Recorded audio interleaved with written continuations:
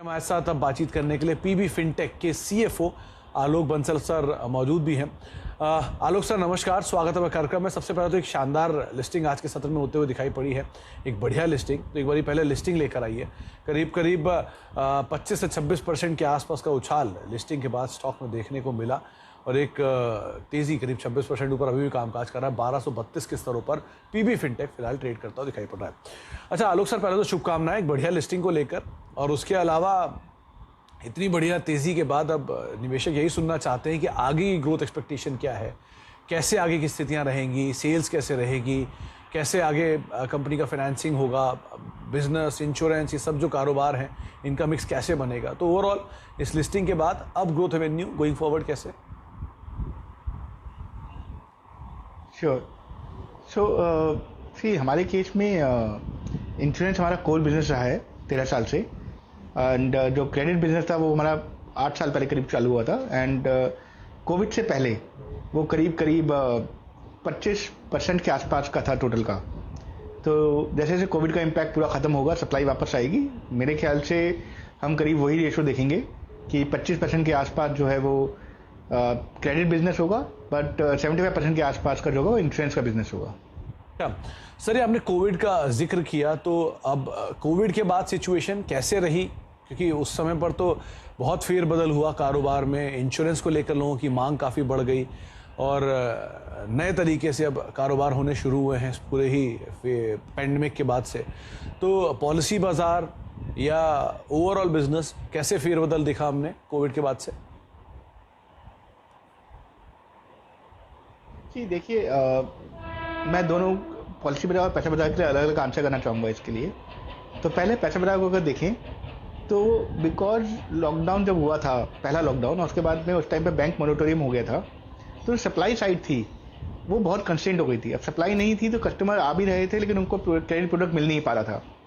तो हमें काफ़ी कुछ करना पड़ा बिजनेस में कि हम अपनी कॉस्ट भी मैनेज करें, मार्केटिंग साइड पे करें, पीपल साइड पे करें। लेकिन हम उस करीब ये मान लीजिए 3 महीने का जो टाइम था, which is April May June last year का, उसमें तो काफ़ी बड़ा इम्पैक्ट था। धीरे धीरे सप्लाई वापस आनी शुरू हुई, धीरे धीरे बिजनेस ने भी कुछ एक दो नई लाइन ऑफ बिजनेस चालू करी, कलेक्शंस की, क्रेडिट एडवाइजरी की, तो वहाँ से एक सपोर्ट मिल गया हमको।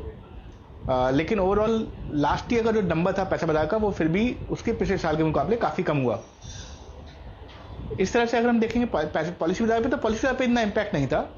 पॉलिसी बाजार के अंदर बहुत सारे वर्टिकल्स हैं, तो हेल्थ और टर्म वर्टिकल पे तो ओवरऑल थोड़ा सा टेल विंडी था, लेकिन सेविंग्स प्रोडक्ट पे, कार इंश्योरेंस पे, वहाँ पे थोड़ा सा इम्पैक्ट था, छोटा सा इम्पैक्ट। बट ओवरऑल पॉलिसी बाजार फिर भी पॉजिटिव ग्रोथ एरिया में था नए बिजनेस के लिए, और बिकॉज हमारे पास एक रिन्यूअल बुक है तो ओवरऑल काफ़ी अच्छी ग्रोथ दिखा पाया पॉलिसी बाजार। उसके कारण हमारा लास्ट ईयर का फोकस पॉलिसी बाजार में था एफिशिएंसी पे, कि अब हमारे पास अपॉर्चुनिटी है कि हम कुछ एक्सपेरिमेंट जो हम एफिशिएंसी की साइड करते हैं, अपने ऑपरेशंस में करते हैं, उसको और थोड़ा बड़ा कर सकें और उसके ऊपर देख सकें कि कितना और ड्राइव कर सकते हैं। उसका काफ़ी फ़ायदा मिला हमारे को, मार्केटिंग में भी मिला, ऑपरेशंस में मिला।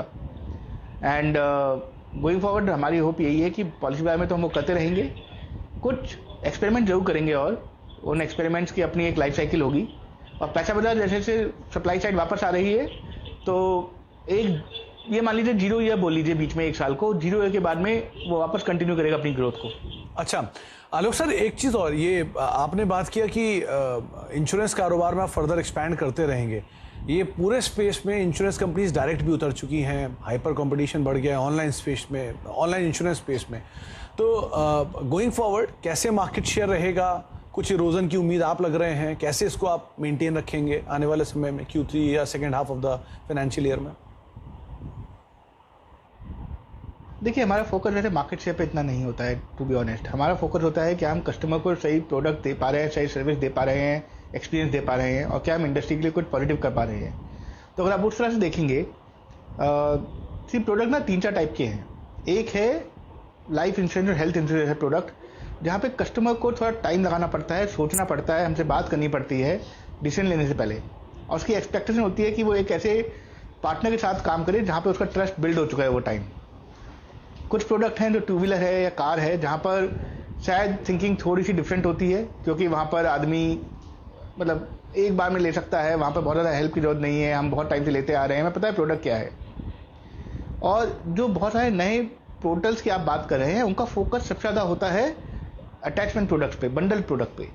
जब आप कुछ और प्रोडक्ट लेते हैं तो साथ में अगर आपको इंश्योरेंस का प्रोडक्ट साथ में लेना है तो वो उसके साथ ट्रांजैक्शन के अंदर बिल्ड हो जाता है। मान लीजिए आपने मोबाइल फ़ोन लिया तो छोटी सी इंश्योरेंस हो गई, आपने एयर टिकट बुक किया छोटी सी इंश्योरेंस हो गई, लेकिन आप इंश्योरेंस के लिए आए नहीं थे। तो जहाँ पे ऐसे प्रोडक्ट्स हैं वहाँ पे जिसके पास वो वॉल्यूम है, जिसके पास वो ट्रांजैक्शन है, ऑब्वियसली उनको एडवांटेज मिलेगा। हम उनकी हेल्प कर सकते हैं कुछ प्रोडक्ट रिनोवेशन से, लेकिन हमारा रोल थोड़ा लिमिटेड हो जाता है। तो हमारा फोकस बहुत क्लियरली हेल्थ और लाइफ इंश्योरेंस पर है, और हम चाहेंगे कि कस्टमर्स इसको ज़्यादा से ज़्यादा अवेयर हों कि ये बहुत बेसिक प्रोडक्ट्स हैं उनकी फाइनेंशियल प्लानिंग के लिए। और ऐसे प्रोडक्ट में जो एफर्ट लगता है, चाहे वो इंटीग्रेशंस का है, आईटी इंटीग्रेशंस का, चाहे वो सर्विस का है, चाहे वो क्लेम साइड पर है, वो बहुत डीप एफर्ट है। तो अगर कोई आएगा तो जरूर we are welcoming that competition, because आज हमारे को चैलेंज क्या आता है कि मार्केट बिल्ड करने के लिए हमारे को ही सारा एफर्ट डालना पड़ता है। कंपटीशन के आने से मार्केट बिल्ड करने में कोई और भी एफर्ट डाल रहा होगा हमारे साथ में, तो शायद वो हमारे लिए भी अच्छा होगा और इंडस्ट्री के लिए भी अच्छा होगा। लेकिन ये प्रोडक्ट इतने आराम से नहीं होते हैं, इन प्रोडक्ट में थोड़ा सा एफर्ट ज़्यादा जाता है एग्जीक्यूशन का। चले आलोक सर, बहुत बहुत शुक्रिया हमें अपना समय देने के लिए, हमसे बातचीत करने के लिए, तमाम डिटेल्स से कंपनी के कारोबार को समझाने के लिए, और बहुत बहुत शुभकामनाएं एक बार फिर से। 26% की तेज़ी के साथ पीबी फिनटेक आज लिस्ट होता हुआ 1233 के स्तरों पर फिलहाल ये कामकाज कर रहा है। बहुत बहुत शुक्रिया सर।